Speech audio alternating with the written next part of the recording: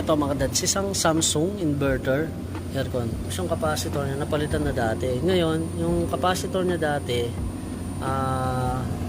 mas mababa daw dito. So tinaasan daw para daw mas lumakas yung hangin niya.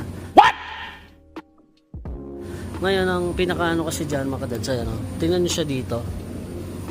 Wala ba tayong papel? Plastic. Papel can. Yan. Ayan. Tingnan niyo yung ano niya mga dads.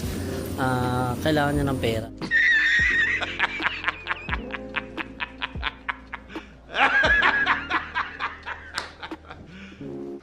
Pera, tingnan mo yung hangin. Halos din niya nga mapalipad, oh. Ang bagal. Naka-high na yan mga dads. Tapos tinignan namin dito, sinilip namin siya. Yung ilaw niya or yung ilaw ng flashlight ko hindi siya tumatagos dito, pero doon sa ano, kita niyo naman na malakas yung fan motor niya, no? Tapos ayan, nagbumoist na rin siya, at yung lamig niya malamig naman talagang, yung blower lang talaga yung mahina o yung hangin. Tapos ayan mga dads, naka-high na siya, yun, no?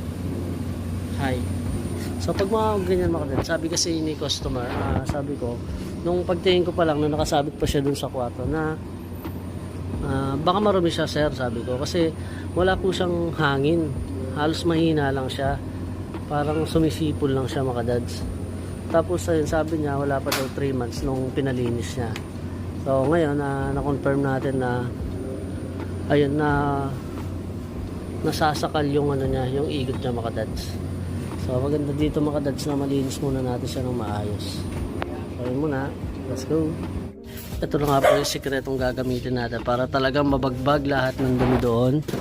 Ayan, so ito po si liquid sosa. Ayan, para bubuklat ko na para maingay.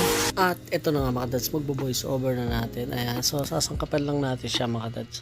So ito, lalagyan natin yung tubig o tabo. Kung may spray kayo na pang-spray, maganda rin yung mga dads. Pero ako nakasanayan ko na ng ganito, effective naman para sa akin mga dads. Ayan. So make sure na pakahaluin nyo siya para yung tapang niya pantay-pantay kung saan mo siya ilalagay.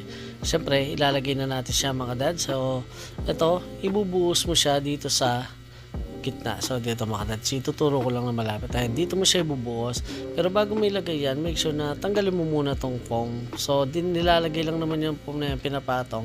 Okay lang naman, basta make sure na ibabalik natin mga dads para yung pinaka gitna, mabuhusan natin pababa siya. So kahit dito mo lang siya buhusan, dito sa